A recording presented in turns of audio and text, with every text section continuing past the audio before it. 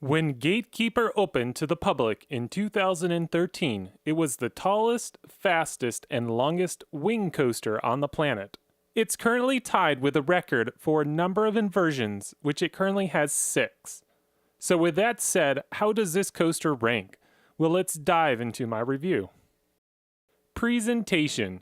Gatekeeper is strategically placed right over the park entrance. This coaster is the first attraction that park guests will interact with upon arrival. Gatekeeper has these 2 giant structures that stand on each side of the entrance, and the coaster pierces right through them, setting up a fun near-collision element. Like most of the attractions at Cedar Point, there isn't much theming with this coaster. The station is basically your generic wing coaster station. The ride sign is actually kind of cool looking though, but that's it for theming.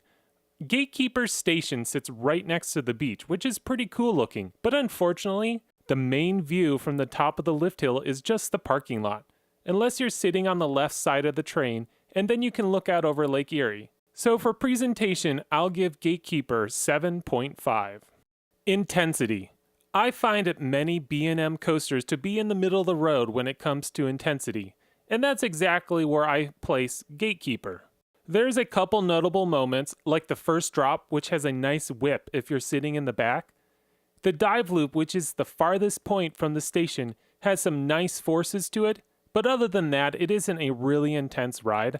Once you complete the Immelman, the rest of the ride is somewhat lacking in intensity, so I'm going to give Gatekeeper a 6.5 in intensity.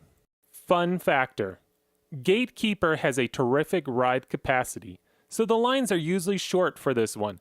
I can see the general public eating this thing up, mostly because it's a wing coaster. The trains aren't your typical looking trains, which will build up curiosity among first-time riders. Gatekeeper has a lot of re-rideability to it. First, you can decide to ride on the left or the right side, both delivering their own unique experience. Then you can mix it up by sitting in the back or the front row, on each side as well, all giving slightly different experiences.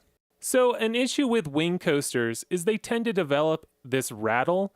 It's felt even stronger to those sitting on the outer seats in each row, and even worse the farther you sit to the back of the train. There are many factors that cause this rattle, but the number one issue is the weight displacement. It's actually really annoying because you could ride it once and not experience the rattle at all, or very little to say at least. Then ride it again, and it's like you're bouncing down a dirt road.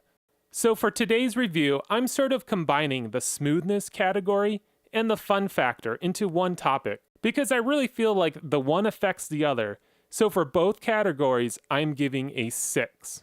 Originality. With only 4 different wing coasters in the United States, Gatekeeper still has that uniqueness going for it.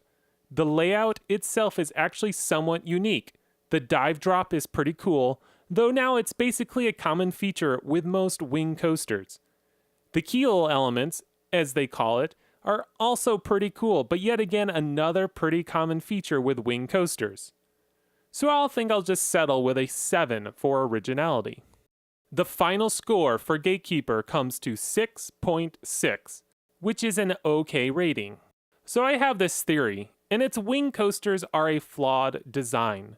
I'm going to make another video on this topic and dissect it a little further, but basically I think the concept looks great on paper, but it just doesn't play out the way you would expect in action. When I first rode Gatekeeper in 2016, I had this coaster farther up the ladder of my favorite coasters at Cedar Point. Now it's not even on my top 5.